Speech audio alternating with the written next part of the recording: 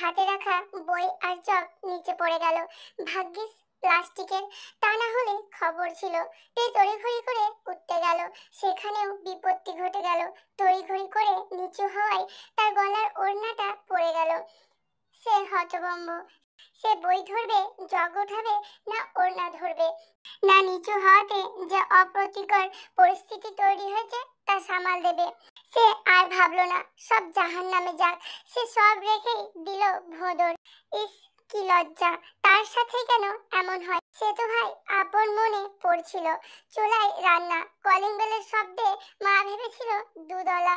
এই সময় ভর দুপুরে তাদের বাসায় একমাত্র সেই তো আসে। তাই মা চেঁচিয়ে বলল দুধ রাখতে। সেও তার ডান বামে তাকায়নি, টেবিল থেকে জগটা নিয়ে ডাইরেক্ট দরজা খুলে ফেলেছে।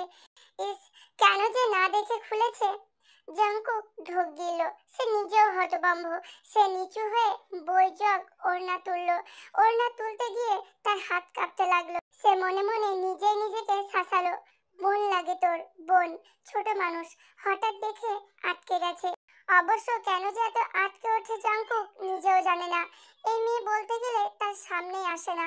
ভুলক্রমে পড়ে গেলেও এরকম আচরণ, সমস্যাটা কোথায়? সে নিজেও খুব শান্তশিষ্ট, ভদ্র টাইপের ছেলে। উঁচু গলায় কখনো কারোর সাথে কথা বলেছে বলে মনে পড়ে না। কাজিন মহলে সে মাই ডিয়ার টাইপ। যে কোনো প্রয়োজনে, যে কোনো সমস্যায় সবাই আগে তাকেই জানাবে। তবে এই মেয়ে ভিন্ন। এমন না ছোটবেলা থেকে, আগে তো ভালোই ছিল। দেখা সাক্ষাৎ, কথা কম হলেও অন্তত স্বাভাবিক আচরণ করত। গত 1 বছর এরকম আচরণ করছে কেন কে জানে। সে আর ভাবলো না, বই ওড়না সোফায় রাখলো। কাজিন টাজিন নিয়ে যত কম ভাবা যায় ততই ভালো। সে ভেতরে এসে চাচাকে ডাকলো, কাজ আছে তার। এসব হাবিজাবি জিনিস নিয়ে চিন্তা করে সময় নষ্টের কোনো মানে হয় না। তার মনে না হলো সে নিজের রুমে গিয়ে কান্না করে ফেললো। আয়নার সামনে বেশ কয়েকবার উঁচু নিচু হলো। কতটুকু চিচিং ফাঁক হয়েছে কে জানে। মাটি ভাগ করে ঢুকে যেতে ইচ্ছা করছে তার। এই লজ্জা সে কোথায় রাখবে? এমনিতেই সে এক অকাজ করে রেখেছে, তার মধ্যে আবার এসব। ধুর বলেই সে মোবাইল নিল। গ্রুপে ঢুকেই ওড়াধরা গালিগালাজ টাইপের করতে লাগলো। এই শয়তানগুলোর জন্যই তো সে ফেসেছে। এখন না আছে শান্তি, আর না আছে স্বস্তি। জাঙ্কুক ভাইয়া তার চাচার ছেলে, একই এলাকায় ছোট থেকে বড় হয়ে ওঠা। ওই তো তাদের বাড়ির দুটো বাড়ির পরেই বাড়ি। খুব ভদ্র নম্র টাইপের ছেলে। গোষ্ঠীর যে কোনো বিপদে আপদে সবার আগে সেই ঝাঁপিয়ে পড়ে। এই ভালো মনের ভালো মানুষকে সে খুব সম্মান করে।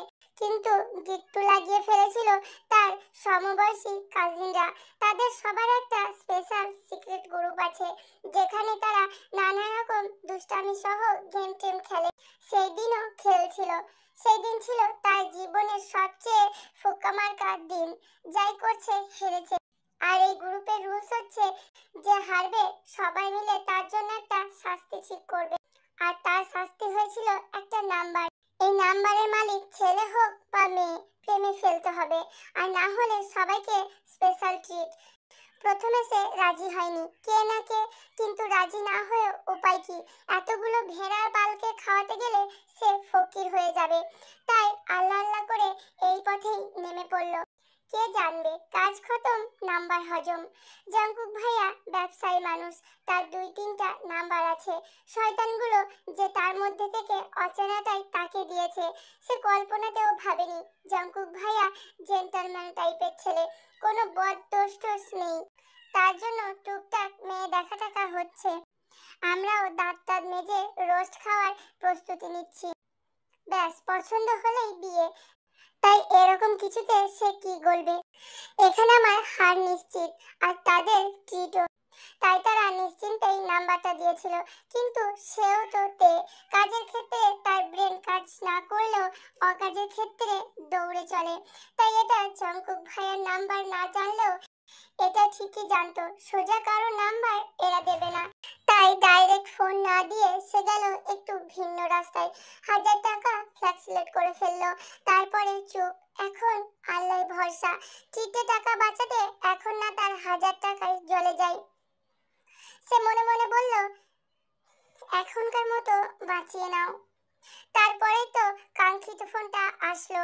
নারী জাল বিছাবে আর সেই জালে পুরুষ ফাঁসবে না, তা কি করে হয়? কত বড় বড় যোগী তপস্বী তপস্যা ভঙ্গ করে ফেলে এই নারী, আর এখন ছাতার মাথা। তে রিসিভ করে লজ্জিত মাখা কণ্ঠে বলল, ইটস ওকে, আমারই ভুল, আমার ভুলের জন্যই হয়েছে, আপনার কষ্ট করে ফেরত দিতে হবে না। জাংকুক ভাইয়া তো জাংকুক ভাইয়াই, আমাদের গোষ্ঠীর মানবতার ফেরিওয়ালা। অন্যের ভুলের টাকা সে হজম করবে এটা হয়? সে ব্যস্ত হয়ে গেল ফিরিয়ে দেওয়ার জন্য। এই ব্যস্ততারই তে সুযোগ নিল। প্রথমে টুকটাক কথা, হাই হ্যালো টাইপ, ব্যাস সেখান থেকেই শুরু। আস্তে আস্তে দিনে, তারপর রাতে, সময় অসময় অসংখ্য মেসেজ আদান প্রদান হতে লাগলো। না, প্রেম না। তে বোকা হতে পারে, তবে এটা ঠিক জানে সেদে কোনো ইঙ্গিত দেওয়া যাবে না। এ তো শুধু টুকটাক কথাই এটুকুই বুঝিয়েছে, আমরা ভালো বন্ধু হতে পারি। জাংকুক ভাইয়াও সেটাই বুঝেছে, তাই সেও কথা বলেছে নির্দ্বিধায়। দুজনের মধ্যেই যখন ভালো একটা আন্ডারস্ট্যান্ডিং তৈরি হয়ে গেল, তখনই তো লাগলো গ্যাঞ্জাম। তাদের এক কাজিনের বিয়ে, গায়ে হলুদের ড্রেস কোড ছিল নীল। বিয়ের আনন্দের মাঝেই মেসেজে টুকটাক কথা হচ্ছিল। সেই কথার মাঝেই জানতে পারলো সেও বিয়েতে। তে মাথা ঘামায়নি, শীতের সিজন মানেই তো বিয়ের সিজন, মিলে যাওয়া কোনো ব্যাপার না। মাথা তো ঘামলো তখন যখন জানতে পারলো তাদের ড্রেস কোড নীল, আর তার কলিজা খাবলে উঠলো। দুটো জিনিস মিলে যাওয়া আর যাই হোক কাকতালীয় হতে পারে না। তাকে কার নম্বর দিয়েছে এরা, সে সাথে সাথেই টাইপ করলো, আপনার যে কাজিনের বিয়ে সে ছেলে না মেয়ে? উত্তর এলো মেয়ে। সে কাপা কাপা হাতে আবার মেসেজ টাইপ করলো, নামটা জানতে পারি? ব্যাস, কাম খতম। ওপাশ থেকে যে নাম এলো তে দেখে সাথে সাথে তার হাত মাথায় চলে গেল। সর্বনাশ! সে সাথে সাথে মোবাইল অফ করে সিম খুলে ফেললো। খুলে দৌড়, সব কটাকে ধরে একসাথে সাইডে আনলো। এক প্রকার গলা চেপে ধরতেই তারা সাথে সাথে স্বীকার করলো। তে নতুন শাড়ি নিয়েই মাটিতে পা ছড়িয়ে বসে পড়লো। এখন কি হবে? যদি কোনোভাবে জানে জাংকুক তো ভালোই, তার নিজের বাবা মাই তাকে ছিঁড়ে ফালা ফালা করবে। তাদের গোষ্ঠীতে কাজিন টাজিনের মধ্যে বিয়ে তো দূরের কথা, প্রেম প্রেমও কেউ করেনি। এটা সবার অপছন্দ। তাদের এক কথা, ভাই বোন মানে ভাই বোন। এখানে খালাতো মামাতো চাচাতো বলে কোনো কথা নেই। সবাই তাকে মিলে সান্ত্বনা দিল, এমন কিছুই হয়নি, কথাই তো বলেছিস। আর তাছাড়া কে বলবে? মুখ খুললে কি তারাও ফাঁসবে না? তাই চিল। কত আকাম করে মাটি চাপা হয়ে গেছে, আর এটা কি? চিল ভাই চিল। তুই এই পর্যন্ত গিয়েছিস, তাতেই আমাদের জন্য অনেক। তুই জিতেছিস, আমরা সবাই মিলে এখন তোকে ট্রিট দেব। তে খুশিতে আকুম বাকুম। তাই তো, জানছে কে সে ট্রিট হজম করলো ভালোভাবে, কিন্তু জাংকুককে করতে পারলো কই? ওই যে বলে না, চোরের মন পুলিশ পুলিশ, তারও সেই অবস্থা। জাংকুককে দেখলে তার কলিজা কাঁপতে থাকে, গলা শুকিয়ে যায়। মনে হয় এই বুঝি ধরে ফেললো। যদি ধরে ফেলে, এই কথা কল্পনা করলে কল্পনার মাঝেই তার রুহু কেঁপে ওঠে। কিভাবে ফেস করবে সে? এমন না আগে গলায় গলায় ভাবছিল, তবুও যত সম্ভব এড়িয়ে চলতে লাগলো। কিন্তু কপাল খারাপ হলে যা হয় আর কি, কিভাবে কিভাবে যেন দেখা হয়েই যায়, যেমন আজ হলো। এই দুঃখে তে কান্না করে বালিশ ভিজিয়ে ফেললো। পানি, চোখের পানি দিয়ে বালিশ টইটম্বুর করলো। জাংকুকের কণ্ঠ ড্রয়িং রুম থেকে যতবার তার কানে এলো, ততবার দেওয়ালে মাথা ঠুকলো। কেন তার সাথেই এমন হয়? তারপর অবশেষে হাত পা ছড়িয়ে লম্বা একটা ঘুম দিল। তার এই ছোট্ট জানে আর বেশি লোড নিতে পারবে না। তার ঘুম ভাঙলো সন্ধ্যার পরে, ফোনের শব্দে। ফোন দিয়েছে জিমিন, সেও তাদের কাজিন, আর তার গল্পের মেন কালপ্রিট হলো এ। ভাইয়ার ব্যক্তিগত নাম্বারটা তো এই দিয়েছিল। সে ফোন ধরলো না, মর তুই। কিন্তু ফোনের ওপর ফোন দেখে থাকতেও পারলো না, শেষমেশ ধরলো। ধরতেই জিমিন কাঁদো কাঁদো গলায় বলল, বড় একটা আকাম করে ফেলেছি বহিন, প্লিজ হেল্প মি। তে বিরক্ত মুখে উঠে বসলো। এ আবার নতুন করে কি করেছে? সে বিরক্ত মুখে বলল, কি হয়েছে? আমি বিয়ে করে ফেলেছি রে। তে প্রথমে খেয়াল করেনি, এই মেয়ে সব সময় কোনো না কোনো আকাম করেই থাকে। তাই স্বভাব মতোই বলল। সাথে সাথে সে ঝটকা খেলো। সে বলল, কি করেছিস? তে হাঁ হয়ে কিছুক্ষণ বসে রইল। তারপর গ্রুপে ঢুকে সবাইকে জানালো, জানিয়ে কোনো রকম রেডি হলো। এবার অবশ্য ভুল করলো না, দুই সাইডে ওড়না ইচ্ছে মতো পিন মারলো। তার মাংস খুলে যাবে, তবুও না খুলবে পিন আর না পড়বে ওড়না। ইচ্ছা মতো পিন টিন মেরে সে বেরিয়ে এলো। এখন একমাত্র ভরসা জংকুক। লজ্জা টজ্জা সব এখন চাহার নামে। তাকে কি আর আজ নতুন দেখছে? হাফ প্যান্ট ফুল প্যান্ট সব কিছুতেই দেখা শেষ। আজ না হয় আরেকটু বেশি দেখেছে, এই আর কি। সে জংকুকের বাসায় এসে শুনলো সে বাসায় নেই, না থাকারই কথা। এই ভর সন্ধ্যায় কোন ছেলে বাসায় থাকে? সে এখন কি করবে? ফোন তো সে মরে গেলেও দিবে না, যদি কণ্ঠ শুনে চিনে ফেলে। সে টেনশনে হাবুডুবু খেতে লাগলো। খেতে খেতে মাথায় বুদ্ধি এলো, মেসেজ করি। হারামি তো বিয়ে করে ফেলেছে, কি দরকার এখন এত তড়িঘড়ি করার। সে মেসেজে বিস্তারিত লিখলো, লিখে পাঠিয়ে দিল। এখন নিজে থেকেই জিমিনের সাথে যোগাযোগ করে নিবে। সে নিশ্চিন্তে বাসার দিকে রওনা হলো। কিছু দূর যেতেই জংকুকের ফোন আসলো। তার কলিজা কেঁপে উঠলো। এখন কি করবে? এখন কি করবে করতে করতে ফোনটা কেটে গেল। তে হাত ছাড়লো। হাত ছাড়তেই আবার বাজতে লাগলো। তে কান্না করে দেওয়ার মতো অবস্থা। সে অবস্থা ভিতরে দমিয়ে দাঁতে দাঁত চেপে ফোন রিসিভ করলো। কোথায় তুই? তে ঢোক গিলল। গিলে আস্তে করে বলল, বাসার সামনে। বলেই চোখ বন্ধ করে ফেলো। ওপাশে নিশ্চুপ। তে মনে মনে দোয়া পড়তে লাগলো। এর দোয়া কবুল হলো কিনা বোঝা গেল না। তবে কিছুক্ষণ পর জঙ্কুক শান্তভাবে শুধু বলল, জিমিনদের বাসায় যা, সুন্দর করে বুঝিয়ে বল, এদিকটা আমি দেখছি। তে হাত ছাড়লো। যাক বাবা, বেঁচেছে। মনে মনে ঠিক করলো আজকে দুপুরের ঘটনা না ভোলা পর্যন্ত আর এর সামনে যাবে না। পরের দিনই দেখা হলো জিমিনদের বাসায়। জিমিনের শ্বশুর বাড়ি বাপের বাড়ি দুই পক্ষেরই মিটিং। আর মিটিং এর মধ্যমণি জঙ্কুক। তার কথা তার সুন্দরভাবে বোঝানো, সবকিছু সুন্দরভাবে সামাল দেওয়া, সব তের ভেতরের অপরাধবোধ আরো বাড়িয়ে দিল। ইস, কিভাবে করলো সে? আর কেউ না জানো, সে তো জানে। শেষের দিনের কথাগুলোর গভীরতা কতটুকু ছিল। নিশ্চয় তাকে হাজারবার ফোন দিয়েছে। এছাড়া তো খোঁজার আর উপায় নেই। নামটাও বলেছিল মিথ্যা। আহারে বেচারা, কত রাতে ঘুম হারাম হয়েছে কে জানে। তার দুঃখের কথা চিন্তা করে তে নিজেই দুঃখে চোখ মুখ ফুলিয়ে বসে রইল। মনে মনে ভাবলো, এই ভালো মনের ভালো মানুষটার সাথে এই নোংরা গেমটা না খেললেই হতো না। তার হাই হুতাশ মনে মনে চলতেই থাকলো। সে যদি একটু থেমে আশেপাশে নজর দিত, তাহলে সে ঠিকই দেখতে পারত এই কিছু সময়ের মাঝে তার ভালো মনের ভালো জঙ্কুক তার দিকে কতবার তাকিয়েছে। তে হতভম্ব হয়ে একবার বাবা একবার মায়ের দিকে তাকালো। তাকিয়ে বলল, কি বললে? আজ সন্ধ্যায় তোকে দেখতে আসবে। কেন? কি হয়েছে আমার? ক্যান্সার ট্যান্সার নাকি? লাস্ট স্টেজ, সময় কম। ইয়ঞ্জুন এসে মেয়ের মাথায় থাপ্পড় মারলো। মেরে বলল, এই ঢঙের জন্যই তাড়াতাড়ি বিদায় করব। তে মুখ ফুলালো। ফুলিয়ে বাবার দিকে তাকিয়ে বলল, একটা মাত্র মেয়ে, এই পিঁপড়ার দানার মতো খাবার খায়। অন্তত অনার্সটা তো কমপ্লিট করতে দাও। তা না, এখনই তাড়াচ্ছ? এত বোঝা আমি। তের বাবা মুখ খোলার সময়ই পেল না। তার আগেই ইয়ঞ্জুন তেজের সাথে বলল, তো কি করব? জিমিনের মতো নাক কাটার জন্য বসে বসে খেতে দেব? যত পড়ার ইচ্ছা বিয়ের পরে পড়বে। এমনিতেও আইনস্টাইনের নাতি না তুমি। জিমিনের জন্য এখন গোষ্ঠীর সব মেয়ে শাস্তি পাবে। ন্যান্সির জন্য নাকি খালামণি ছেলে দেখছে। তো কি করবে? সবগুলো তো তলায় তলায় রসুনের বোটা। কোন কোন আকাম করে রেখেছো কে জানে। তে ঢোক গিলল। গিলে আস্তে করে কেটে পড়লো। আগামের কথা ওঠার দরকার নেই। তার চেয়ে ভালোই ভালোই বিয়ে করা ফেলা যাক। এ আর এমন কি, এমনিতেও প্রেম ট্রেম তাকে দিয়ে হচ্ছে না। বিয়ে করে অন্তত এই ডাকাত বংশ থেকে রক্ষা পাওয়া যাবে। যাই করতে যাও দা বটি নিয়ে দৌড়ে আসে। সন্ধ্যাতে সুন্দর করে শাড়ি পরলো, সবুজ আর কালো মিশ্রণের শাড়ি। এই শাড়িটা তার বাবা দিয়েছিল তার জন্মদিনে। অবশ্য বলতে গেলে দেয়নি, সে নিজেই নিয়েছে। তার জন্মদিনের রাত 12টায় সোজা গিয়ে বাবাকে ঘুম থেকে টেনে তুলে বলেছে।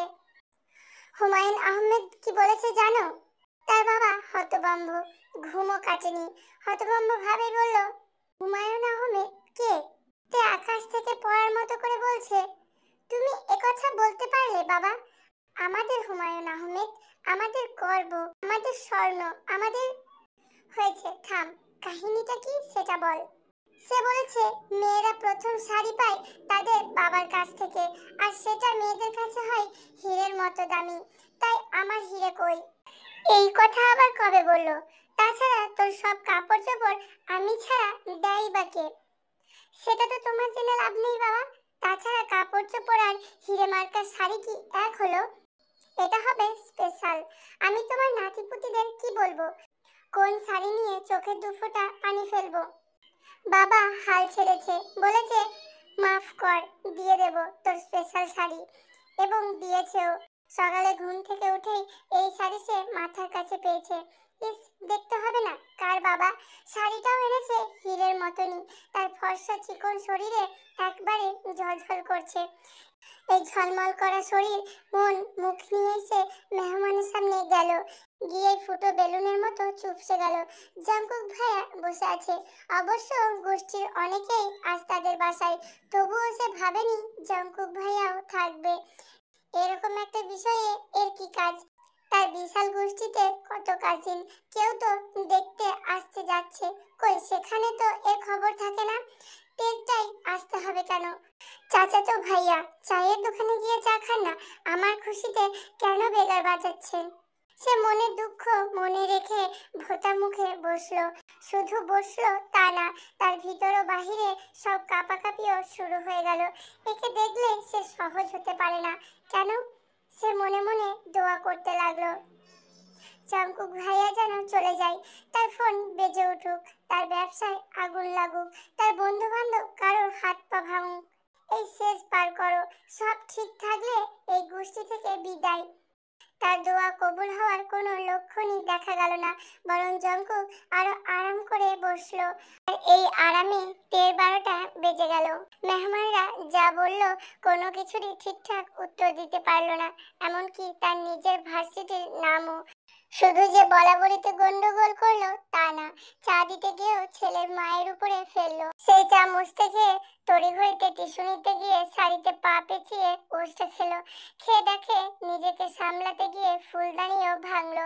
সেই ভাঙা ফুলদানি তোলার আর তার সাহস হলো না। সে চোখ মুখ খিচে শক্ত করে বসে রইলো।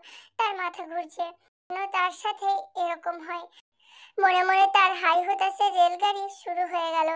তারা হলে সে ঠিকই দেখতো তার চাচাতো ভাইয়ের ঠোঁটের কোণে হাসি, মুখে মুখে মুগ্ধতার ছড়াছড়ি। তে রুমে সে হাঁপ ছাড়লো, মাথা থেকে ঘোমটাটা ফেলে পা ছড়িয়ে বসলো। নিচু হয়ে বসে থাকতে থাকতে তার ঘাড়ের 12টা বেজে গেছে। ধুর, এই অ্যারেঞ্জ ম্যারেজ কে করে? ইস, তার একটা বয়ফ্রেন্ড থাকলে সে ঠিকই ভেগে যেত। বাচ্চা জিমিন, নিজে তো গেছে পেয়ারের মানুষের সাথে, আর আমাদের ফাঁসি দিয়ে গেছো। তোর জীবনেও সুখ হবে না, দেখিস। তখনই ইয়ঞ্জন আসলো, মেয়ের উদ্দেশ্যে বলল, কাপড় খুলিসনি কেন এখনো? কেন? আমি পরে আছি, তোমার সমস্যা কি? আমার আবার কি হবে? জঙ্কুকের নাকি কি একটু কাজ আছে, তোকে নাকি লাগবে। দিয়ে উঠলো, তুতলিয়ে বলল, "আ- আমার সাথে? আমার সাথে তার কি কাজ? কি জানি, শুধু বলল 2 মিনিট নাকি লাগবে, একটু নিচে যেতে বলল। আমি পারবো না মা, যাও তো। এদের কাজে তো তাকে ইচ্ছা মতো খাটাও, আর তার কাজের বেলায় যাও তো। তে কাতর গলায় বলল, মা, কিছুক্ষণ আগে ছেলে পক্ষ এসে তোমার মেয়েকে দেখে গেছে। 99% পছন্দ। এখন বাসায় গিয়ে শুধু একটু বুঝবে। আর এমন সময় এই রাতের বেলায় একটা ছেলের সাথে যাওয়া ভালো দেখায় বলো?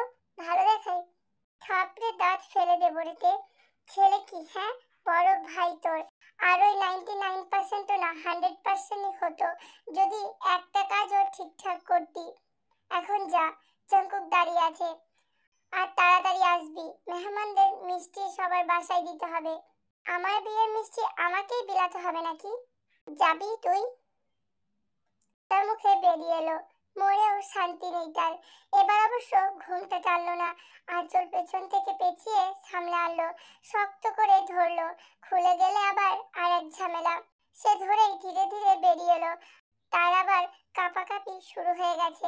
সে তো এটাই বুঝতে পারছে না তার সাথে জঙ্কুক ভাইয়ার কি কাজ। সে বাইরে এসে অবাক হলো, জঙ্কুক সাদা রঙের শার্ট পরে সাদা রঙের একটা গাড়িতে হেলান দিয়ে দাঁড়িয়ে আছে। কিছুক্ষণ আগেও তার গায়ে অন্য টি শার্ট ছিল। সে ঢোক গিলল, সাদা তার প্রিয় রং, ফোনে একবার বলেছিল। আর সাদা, আর গাড়ি আসলো কোথা থেকে, তাও আবার সাদা। জঙ্কুক ভাইয়ার কি জঙ্কুক ভাইয়ারা কি গাড়ি কিনেছে নাকি?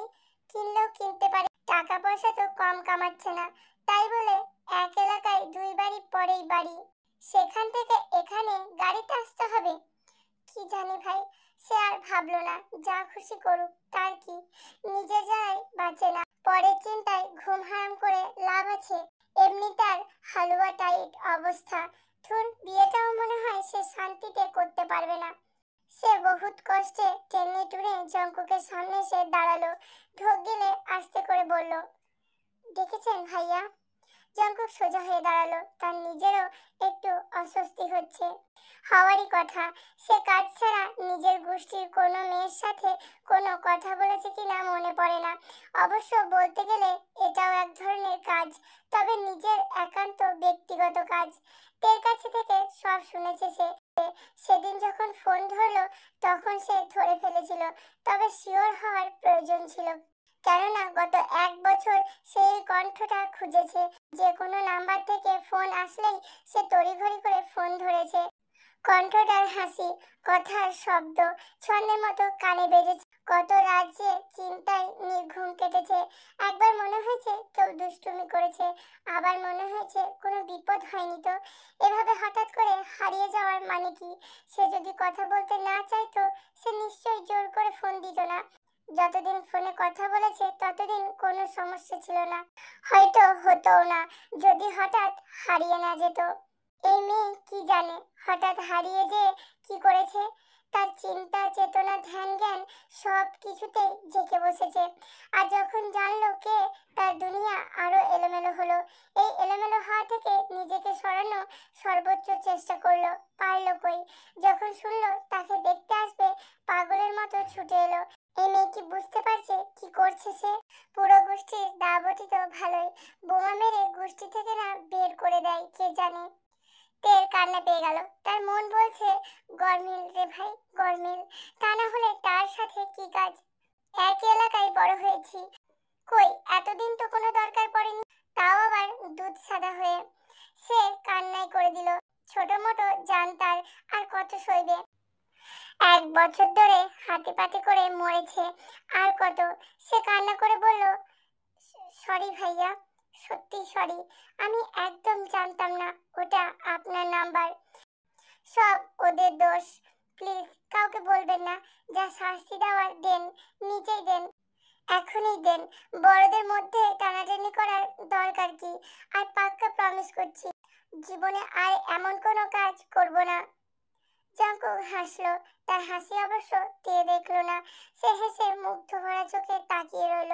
সোডিয়াম আলো নিচে সবুজ শাড়ি পরা এক রমণী ফুপিয়ে ফুপিয়ে কান্না করছে। তার মনে হলো তার জীবনের এর চেয়ে সুন্দর দৃশ্য সে আর দেখেনি। সে বুকে অনেক সাহস নিয়ে 2 কদম এগোলো।